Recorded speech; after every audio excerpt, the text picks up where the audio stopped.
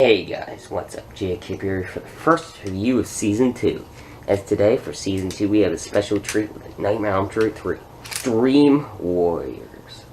So, Dream Warriors was actually a screenplay by Wes Craven, because Nightmare on Elm Street 2 is very, very gay.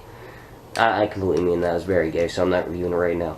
Anyway, this film is definitely the second best of the series for me. So, yeah, it also has the greatest lines, and of course, it has some of the best Freddy makeup in the entire series. It's probably better than the first one, to be honest. But anyway, let's get into Nightmare on Elm Street 3, Dream Warriors. Our movie begins with an Edgar Allan Poe quote, and then we start with a girl making a house, played by Patricia Arquette. She makes a house out of paper, and she ends up turning off the stove. But her mom ends up ruining it, turning it off. Awesome song choice. That is a great song. One of the best in any horror movie. First best is Man Behind the Mask. Elaine, where do you keep the bourbon? Honey, we keep it next to the strap-on. I'm a very weird woman. She ends up going to sleep that night, dreaming of the Elm Street house, and she actually goes to the Elm Street house, seeing all the little kids there singing. Here's a suggestion. When you see those kids, run like hell! She also sees a girl on a bike. She wrongly follows the girl. Freddy's home. So is Dokken. Go listen to Dream Warriors. It's awesome!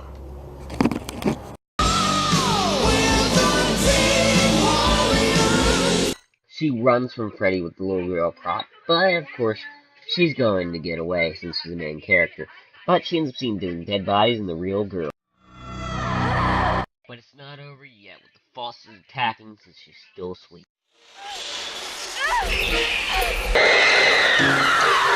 In the real world, just looks like she's committing suicide, so she goes to Weston Hills for psychiatric help. This is the hallway of new characters, with all the new characters being shown, including the bitch doctor. Tommy Jarvis will be there since, you know, Tommy tapes. Because he was there for a little while. Have Tommy there. Back with Christian, she stabs Fishburne and sings a song, bring up a familiar face. Sleep again. My question is, how the hell did she live in that car? I mean, the ending was a twist, so I thought a lot of people thought she was dead, but I guess not. Sometimes she lived. Please tell us. Nancy ends up talking to Neil, but of course she tells him something that keeps the boogeyman away. That was just something that the kids say to keep the boogeyman away. Trust me, that does not keep Freddy away. Hell, that means that Freddy is actually there, so, like I said earlier, run like hell! She ends up then seeing a weird nun, and Max gives her the tour. She ends up meeting the Walker, Philip, and the best character in the series, Kincaid. We also meet Joey, who really wants to fuck this chick with his teardrop tattoo. She ends up meeting Christian's bitchy mom, and she ends up seeing her old house. I was almost positive my house was bigger. Either that or I was smaller. At the same time, Christian is drawing, but she falls asleep, and the bike takes to another hospital, the Elm Street house. Come on, I didn't want to come here. I'd rather go to the place that Tommy Jarvis is. The place has dead pigs with animatronics in them. And it also has a dick that tries to eat people. Yep, every place has a dick that wants to eat people. She calls for Nancy, and this brings her to the dream world to help her by stabbing him in the eye. He ends up recognizing her right away, and they get away. But when she wakes up, she's been cut by the glass. She tells Christian that she used to live in that house. Yeah, I used to live in that house when it was bigger, and when I was smaller, and when it was actually the real house was up. Actually has the gift of bringing people into her dreams, so she can use that against Freddy later. They then go to group, with them showing all the characters that they haven't shown yet, and of course Kincaid, who's awesome. My dick is killing me. Wait, so that was your dick? We'll play some nerdy game with everybody, and Max puts him to bed, stopping it, but Joey has to watch him, just to make sure he doesn't have any nightmares. But Philip doesn't have anybody watching him.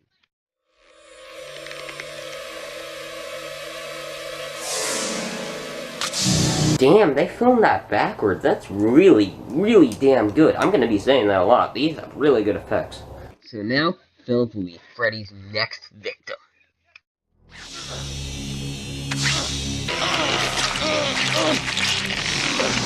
Shit! Damn, that is awesome! Good job, I love the effects! Nice stroll, asshole. He's a painful stroll, and Freddy makes it look like he's about to commit suicide. Joey wakes everybody up so they can see Philip die up there. I can see why kids are coming out of the place since the goddamn doors aren't locked. The next day, they go to group with them arguing about Freddy because he's screwing them over. And Kincaid's going in the quiet room, and Neil actually has the balls to give him the hit missile. He doesn't get it in this movie, though. Kincaid's a good target, but that's not who it goes after. Max lets her up since, she needs to stay up and get research, and she burns herself and watches reruns of her. Not very good. Thanks for killing her, Freddy. You did a good thing.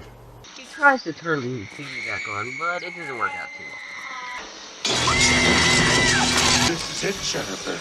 Your big break in TV. The prime time, bitch. Fucking awesome! Later, she actually has a goddamn funeral. Philip didn't have a funeral.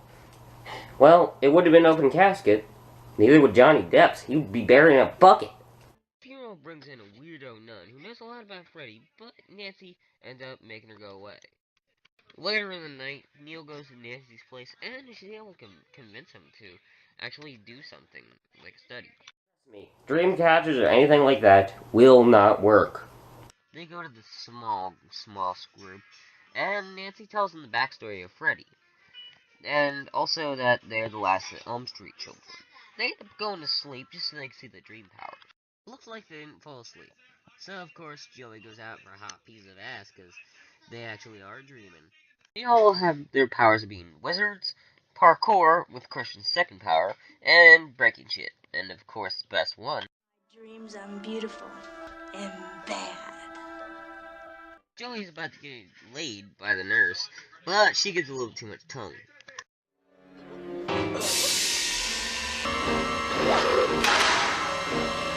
What's wrong, Joey? Feeling tongue-tied? You got really ugly, bitch. So now Freddy has Joey, and he attacks everybody else, burning the place. And there seems to be no hope, but there is. Can we go back to sleep? I feel like that was better than this bitch. And now Joey is actually in a coma, and they get fired because their attempt failed, even though they didn't get any goddamn hypnocell, so that's not why it didn't work, damn idiot. They didn't even take the drug, you dickhead. Neil just looks at pictures of the dead kids. It's only pictures he actually took. And he ends up seeing the sister, so he goes after her. And she is going to help a lot. Bastard son of 100 maniacs. Well, that's Freddy's origin story for you. What, do you think it'd be candy and rainbows? He leaves telling them to go under hallowed ground, and Nancy gets a message. They go out to find his body, but only one man knows. Her father. So she goes down to try to get him to help, but he won't do it right now. Christian is going to be sedated. She fights back, but it won't help much. Tara and them need help. So Nancy goes down to save their asses and Christian, while he ends up making his dad do the work. Neil goes to get some holy water and a cross. But Nancy doesn't have very good news, because she can't get in to see Christian, but she can see the others. Again, at the same time, they go down the junkyard to find Freddy's bones. They go to fight Freddy by going to sleep, so they can save Joey and Christian, but they can die, but they go anyway. The motherfucker's ass all over Dreamland. Yeah! Yeah, let's go die! They get there in the nick of time, but they get separated.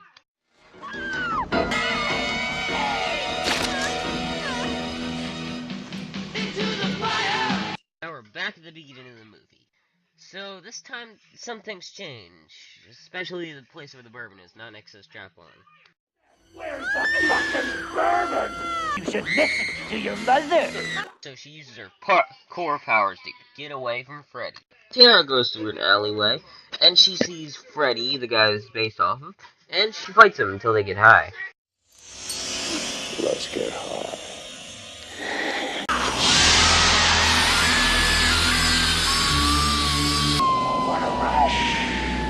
Again, awesome kill. Those are the 3 best kills that have already happened. Kill is going to be Freddy's next victim. He's gonna get the chair, but he's the Wizard Master.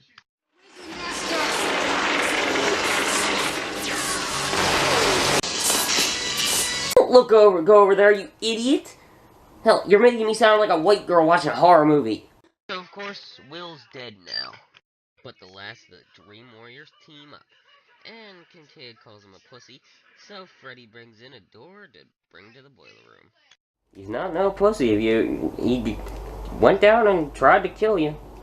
At the same time, Neil is about ready to bury Freddy's bones so they can put him away and make sure he doesn't kill anybody ever again. They find Joey and Freddy, but Joey's tied up, so Freddy lets him go. Which is my command? Christian and Freddy fight so they can save Joey, and Nancy does stab Freddy, but this doesn't work because of souls. Souls of the children, give me strength. There you go, that's where his power comes from too. Great job giving us the way that he got his powers or how his powers work and how he's born. Freddy's bones are being messed with, so he reanimates himself with stop motion so he can kill Nancy's dad and go back to the dream. What I thought happened was he had enough energy from the souls that he gained, and he used that power to reanimate his bones. So if you think about it, it definitely does make sense. Sorry to keep you waiting. Perhaps if there was more of me to spread around. He spreads himself around. Joey has a special power. They think that Freddy is finally dead. So Nancy's dad comes down and tells her she's crossed over. But this is just Freddy messing with her. Die. Nancy saves Christian last minute by making him stab himself. And Freddy's bones are about to be buried, so he will die. It's sad to see Nancy go. Wes didn't want to see her go the first time either, but I guess he should kill her off, since there are gonna be sequels anyway, probably. Now, Nancy is very dead. They go to her funeral, but the nun messes up again, showing that she is Freddy's mother. Stop ruining funerals, especially Nancy's. She is awesome, the second best character in the series, not including Freddy. The first one's in Kincaid. He'll die next movie, in a crappier way. And he goes to sleep that night peacefully. Surprised me he could even sleep, though. Best kill is going to be a difficult choice, because there's so many great kills, like Philip and the Welcome to Prime Time bitch. And Philip is really good, it's probably the best kill, but I'm not going to give it to Philip. I'm going to give it to Welcome to Prime Time bitch, just because of the line. Because this is awesome. This is made by Robert Englund, and I love it, so it's getting the best kill. With the worst kill, it's again a difficult choice, since all the kills are really good. Will is just stupid, because he's a moron. But I'm gonna give it to Nancy's dad, because that kill just kinda sucks. It's not really that good. I like the character, so I'm gonna give him the worst kill, because it's not that good. So, there will be sequels, but that's the end of this movie, so, my thoughts on it. It is awesome! Great soundtrack, it is just, the effects are great, everything's just awesome. Welcome to Primetime, bitch. Best Freddy line of all time. They combined comedy with Freddy and scariness with Freddy, which works perfectly together. I mean, later films will just have him be comedian and barely have any scares, so this is definitely one of the high points of the series, and then it will get lower and lower and lower, then up, then straight back down. But anyway, I give this film 5 out of 5 for just being great and having a great soundtrack, great kills, great Freddy, great lines, great characters, great acting, and yeah, it's just great. So I hope you guys like the first review of the season. Next week we'll be looking at Nightmare on Elm Street well, not Nightmare on Elm Street, but we'll be looking at Friday the 13th Part 7, The New Blood, because I want to review that film second, because I was supposed to review Final Chapter, but I'm not going to review that yet, until I get my Part 4 mask. So anyway, I will see you guys later. Tell me your thoughts below. Bye.